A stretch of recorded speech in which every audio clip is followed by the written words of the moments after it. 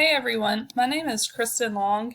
I'm an EDS Instructional Technology candidate at Kennesaw State University. My capstone proposal was on leveraging technology to boost achievement in English language learners. The setting of my capstone took place at Roan Elementary School, where we have a high population of English language learners. The problem is that the majority of our English language learners consistently score low on the speaking and writing domain on the WIDA Access test. This has been a problem for many years, and so I wanted my capstone to center around this issue. So my research question was, how will instructional technology professional development in conjunction with 21st century learning strategies impact student achievement data of elementary-aged English language learners? So I wanted to take professional development with my teachers, my ELL teachers, and see how we could incorporate instructional technology to help boost those scores. As you can see here, this is the ELL student demographics of Roan School. If you'll notice, as the grades get higher, 4th and 5th grade, the number of ELL students decreases. And this is because most of our students, as they get older, are able to exit the English language learner program because they score high enough on the WIDA Access test. So my capstone project plan was to provide professional development to the ELL teachers at Roan Elementary School. I wanted to provide one-on-one coaching sessions with the ELL teachers and help them based on their individual needs. My goal was that the professional learning would help improve students' speaking and writing skills so that our WIDA Access scores would reflect that.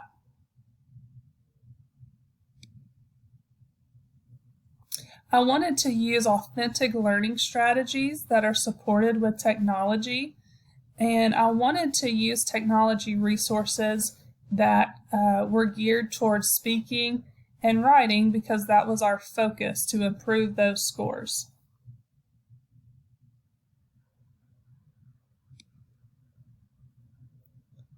So before I began the professional learning sessions, I created a survey monkey with survey questions. Here are a couple of the survey questions that were on the survey monkey. Is it technology important for student learning? Are you comfortable using technology for instruction? We had several veteran ELL teachers who weren't really comfortable with using technology, so I wanted to kind of gauge where they were in their comfort levels. Again, some more questions included: do you feel like you know much about using technology to teach ELL students? Really, I wanted to know if they knew of resources that they could use with their students. Also, I wanted to find out if they actually believed that technology could be a tool used to improve students' access scores. The access test is taken on an online testing platform, and so students really need to be used to using technology when taking the test. Here were the survey results. So we have the first survey question about using technology, the second survey question about how comfortable teachers were with using technology. The third was if they believed technology could be used to help ELL students. And then the fourth survey question was about the access scores.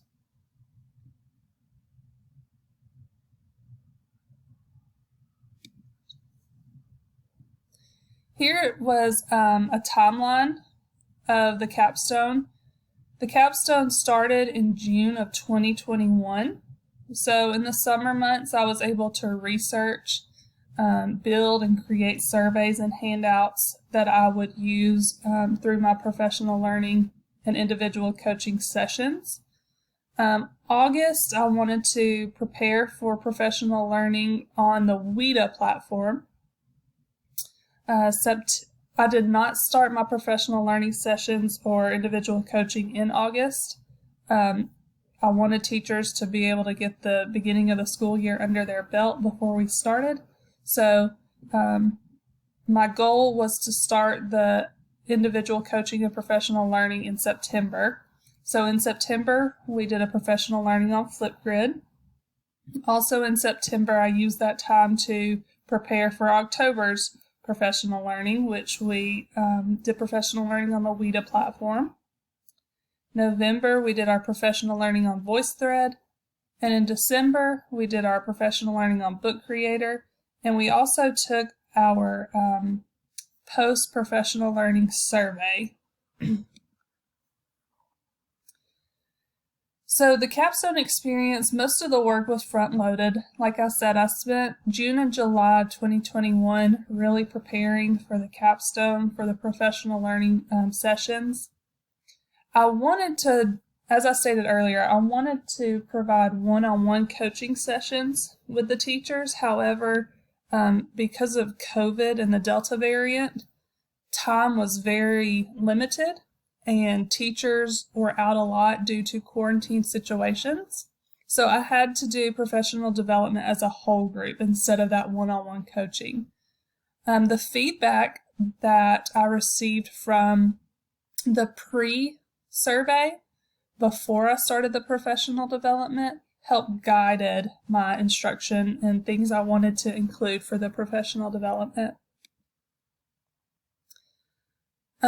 For the professional learning sessions, I used instructional videos, I used PowerPoint presentations, and I also used handouts. Some of the technology we covered was Flipgrid, VoiceThread, which both of those are great for students to practice their speaking skills. Flipgrid, if you've never used it, students record their response. Same with VoiceThread. And it's a great way for students to go back and actually listen to themselves speak so they can hear how they sound. The WIDA practice platform, by law, we have to use that to prepare students for the access test. They have to see it. So the WIDA practice platform, it does help with speaking and writing, but it also allows students to see what the test is going to be like. And then we also used Book Creator. And here were the results of the access scores that we received in May. So first grade, they improved 2% on the speaking section of the access test. And in the writing part of the access test, they improved another 2%. Now, this 2% is compared to last year's first grade students. So I took this year's first grade students and compared them to last year's first grade scores. Second grade, they improved 3% in speaking and 1% in writing, and we had 2 students exit from ELL services. Third grade, 4% of the students improved in speaking, and writing we decreased by 2% instead of increasing. Fourth grade, we improved 1%, and in writing we improved 1%. And I'm really proud of the fourth grade because this grade has most of our newcomer students.